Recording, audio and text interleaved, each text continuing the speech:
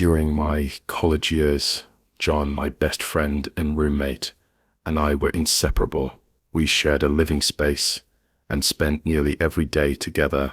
While intelligent, we were prone to making rash, impulsive decisions. We constantly found ourselves in precarious situations, from exploring abandoned houses to engaging in dangerous, often illegal stunts like scaling water towers.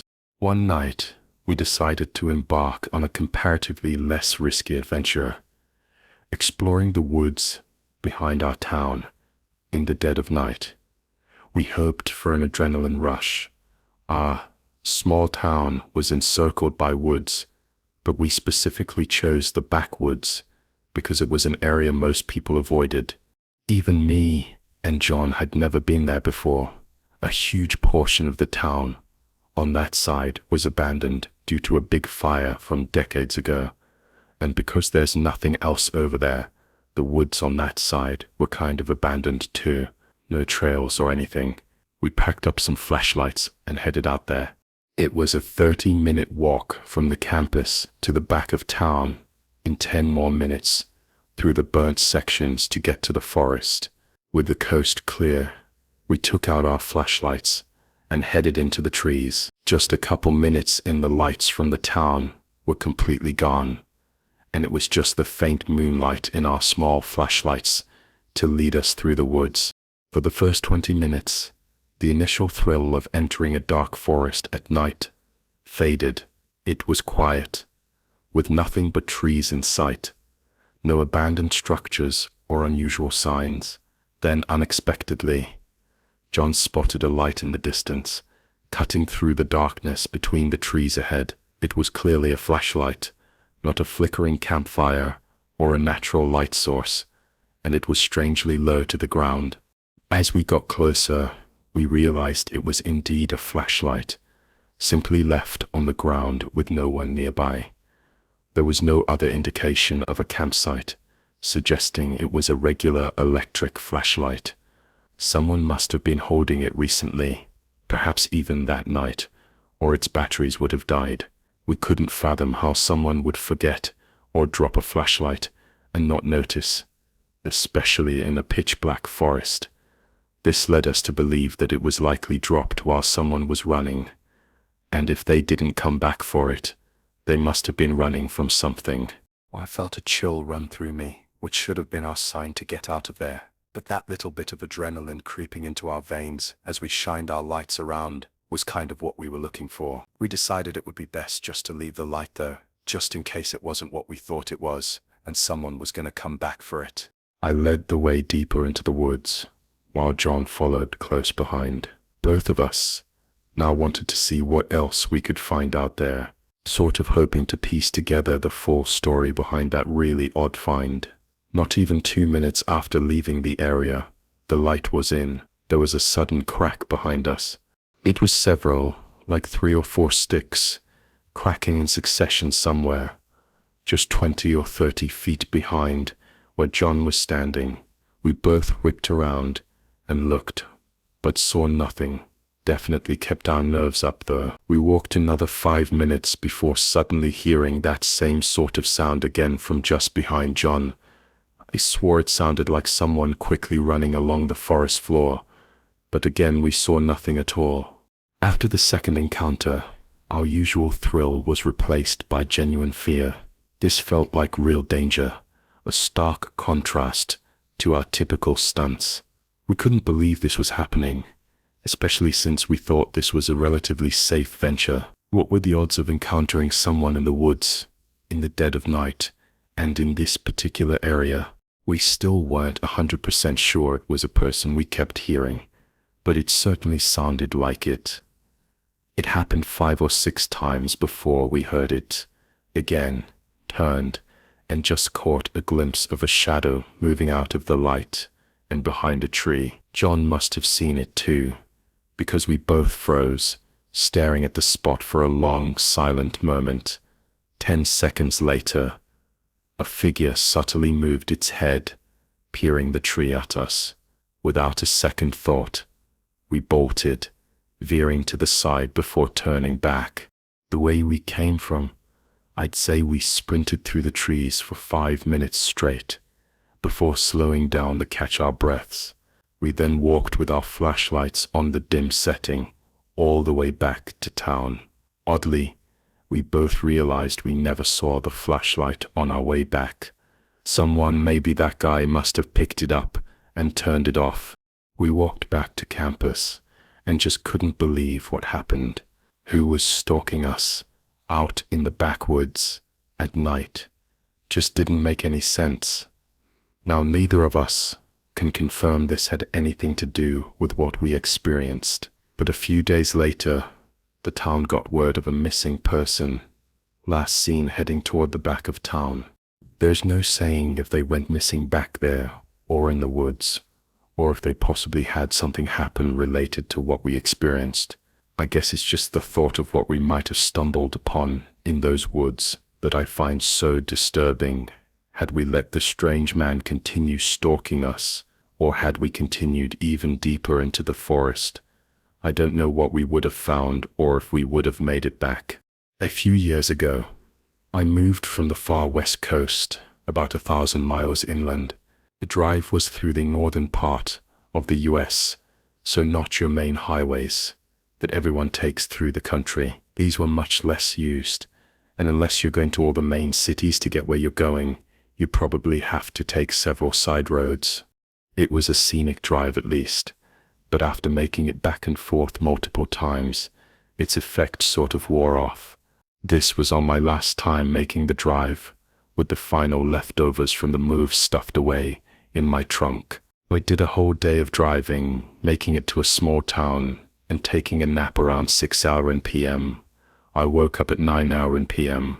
and continued on the road. My car began acting up just an hour outside of town, with maintenance lights flashing and the steering feeling off.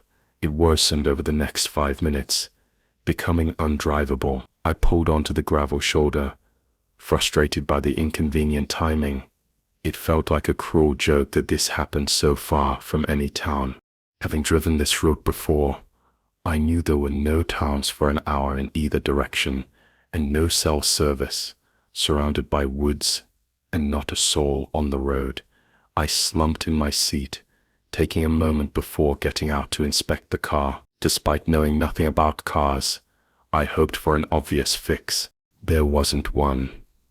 The junker had likely just reached the end of its life. After a few minutes outside, I realized how creepy the road was. Dim, widely spaced streetlights stretched seemingly infinitely into the trees, and it was eerily silent. I distinctly remember thinking it felt like I was in a horror movie. But anyway, I understood that my only chance here was to get someone to stop and help. Whether that was giving me a lift to the next gas station or whatever. So I stood out there leaning up against my car and waited for someone to pass by. It surprised me that after 15 minutes, not only did a car come down the road, but they also stopped for me. He pulled up right next to me and rolled down his window. The guy looked mid-30s, smoking a cig, and sort of inspecting me for a couple seconds, before asking if I was okay.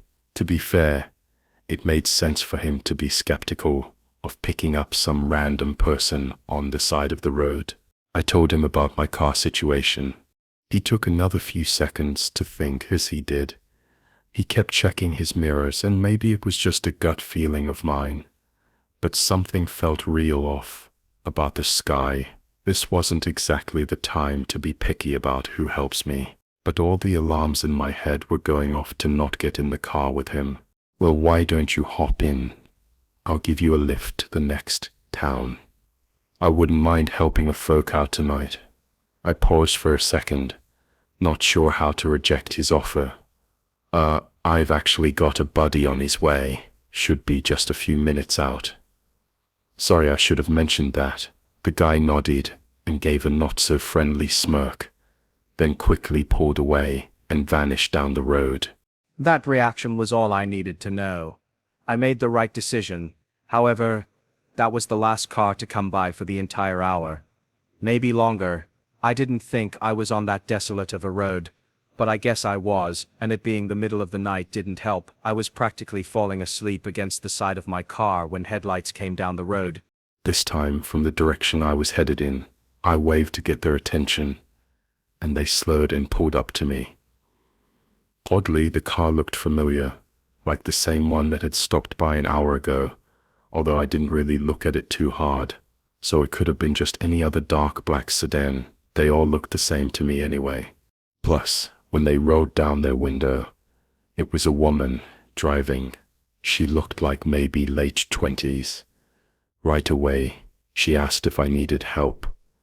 Though it felt strange, she had a nervous smile, like she almost didn't want to be offering help. I told her I just needed a ride to anywhere, gas station, town, whatever. She nodded and unlocked the passenger door. I wasn't about to pass up another offer, so I got in right away. The vibes felt off in a disturbing way. She didn't say anything and just stared forward at the road with wide eyes. "Thank you for picking me up. I don't know what I'd do if you didn't," I said, trying to make a conversation. She never even asked what happened to my car or why I was stranded. She didn't respond either. Still staring forward at the road.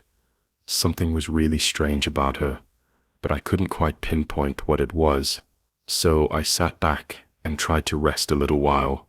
We drove down the road in silence. This went on for around 20 minutes, when I noticed a sign for a gas station 2 miles ahead. I felt relieved and let her know she could drop me off. When we got there, she didn't look at me, just doing a short nod and keeping a straight face. Now that we were getting close though, I figured I'd ask her if everything was okay. The woman glanced at me, then back forward. Her eyes, they looked almost like she was scared. It sort of freaked me out, and just then I saw something move in the corner of my eye. I looked and saw the mirror. Whatever I saw move had been in the rear view mirror, so naturally I looked back. My heart instantly dropped. The back seat was dark, and a figure was sitting right behind my seat, sort of hunched over like he was keeping out of view.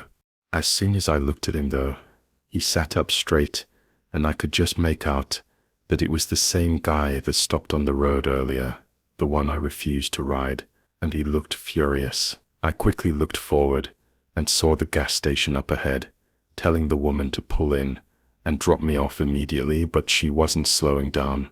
She was going to pass it, and that's when I realized what was going on. This woman was a victim too, probably being forced by the man in the back seat to pick me up from the road and keep driving to wherever the hell he wanted to take us. I started trying to convince her to turn off at the gas station, but the man yelled over me, threatening me to shut up and telling her to keep driving. We approached the turnoff, still going at least 50, but completely catching me off guard. She suddenly and sharply turned in, slamming on the brakes just before hitting the gas pumps. Instantly she bailed from the vehicle, which was my cue to go as well. Both of us bolted for the gas station doors when we got in. She told the night clerk to call the cops, while I watched as the man got in the front seat and sped away. Long story short, it was exactly what I thought had happened. Both me and the woman were victims of that creepy guy, presumably kidnapping us. Honestly, I'm really thankful she had the courage to go against the man's threats and pull into the gas station. Anyway, she could have very easily done what the guy said and kept driving, and I don't know what would have happened then. Thankfully, I don't have to know. I work at a small 24/7 diner off the side of the highway. Nothing glamorous at all. The owner was my good friend, and I needed something just to help me get by for a while. It also was way better than working at a regular diner, because this place was never busy, at least not all at once. It was just a pull-off from the highway, where usually truckers or people on road trips would stop by to grab a coffee or a quick meal before hitting the road again, which made for interesting customers too. But because I worked overnights, It was usually real quiet, and this night was no exception. Only 2 or 3 customers stopped by for a quick cup of joe, then left to hit the road again. Afterward, there was a whole hour of nothing. I just sat by the windows and looked out at the empty highway thinking about whatever. Eventually, I think around 1 hour in AM, a truck pulled into the parking lot. So I went around the counter and greeted the 2 men as they walked in. Both of them looked beat from a long drive and ordered the same as everyone else that night. 2 regular black coffees to go after ordering. One went to the restroom and the other sat at the bar while I made their drinks. "Hey, I got a weird question. You aren't alone here, are you?" That question immediately made me hesitate for a second. I couldn't tell what he was trying to get at. I decided to just be truthful though, as he didn't seem to have any alternative intention. "Yeah, just me for tonight. It's been slow, so I don't mind it." He looked almost confused for a second, like he didn't expect that answer, or was maybe hoping that wasn't my answer. "Well, just be careful." Saw some guy at the side of the building as we drove in. Looked like he was up to no good, but I don't know. I thought he might have worked here, that's why I asked.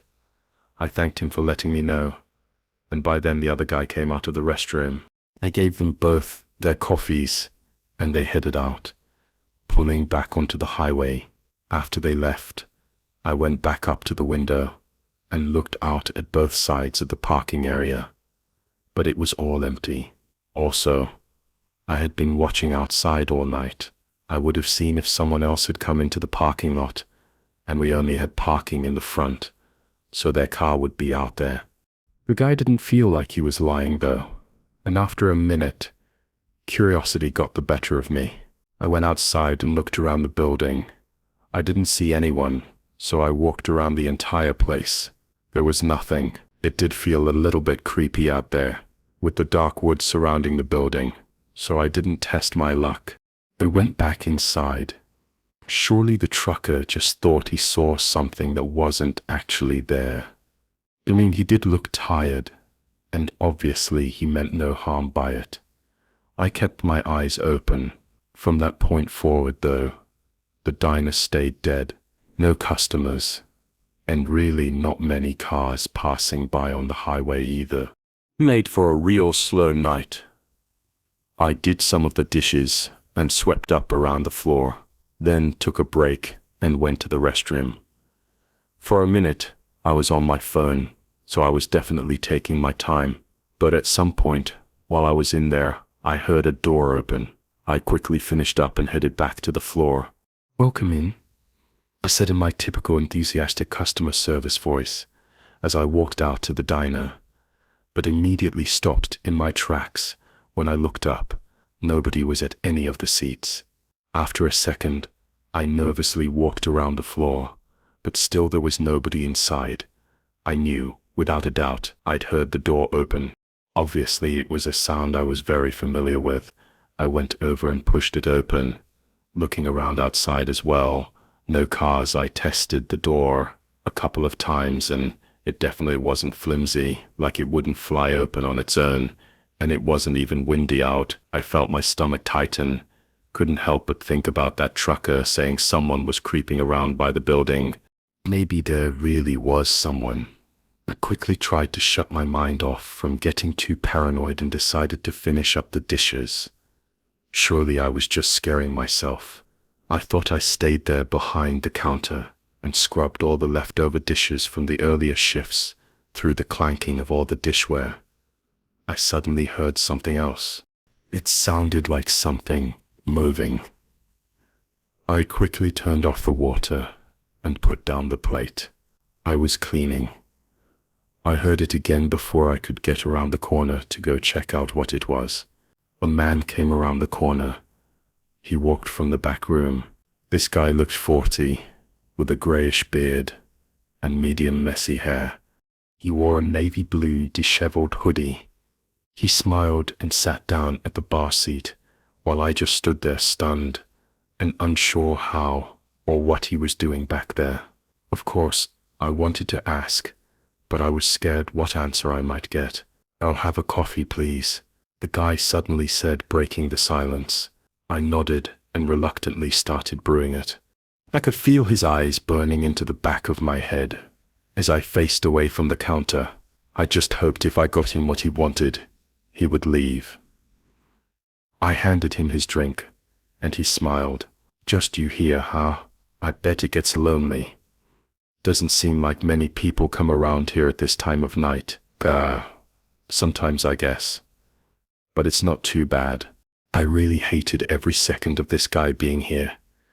But he just kept talking. "How long they make you work overnight for 3-4 a.m.? I told him my shifts change around a lot, not wanting to give him any ideas of what my schedule was. Finally, he stood up and thanked me, giving another creepy smile as he walked out. I watched as he went up to the road, never getting into any car, and just walking until I couldn't see him anymore. My heart was still racing. Something about him was off, in a really creepy, unsettling way. I kept my eyes glued to the windows for the next 15 minutes. I guess it was just how little I knew about what was going on that made the whole thing so unsettling. Was this the guy the trucker was talking about, or was it someone else? If it was, then that would mean he'd been around the building for the last few hours, which would be just even more creepy. I really didn't want to go back to cleaning the dishes or doing anything for that matter, as I felt really uncomfortable every time I had my back to the doors. But then, as I was still staring at the empty highway, I heard that same sound that I'd heard while in the restroom earlier. A door opening, but being in the main room, I knew it wasn't the front door. It was the side access door, like for going out to the dumpster. I hurried around the counter and looked into the hallway. It was dark back there, but one of the closet doors was moving back and forth, like someone had just gone through it. I instantly ran outside, got in my car, and got onto the highway, calling the police as I drove away. When the cops got there, surprisingly the guy was still there, hiding in the closet. Same guy that came in and creeped me out. But that was far from the most disturbing thing they found. The guy had rope with him, and with a little more searching around, they found a stash partially dug up in the forest behind the diner, and there was basically a bunch of gear for doing, let's just say, horrible things. I guess he was eyeing the diner and eventually came in to be sure I was alone before going back to the woods to get his stuff, so he could quickly grab me and drag me into the woods where the rest of his gear was. Thankfully, he's locked up for a long time now.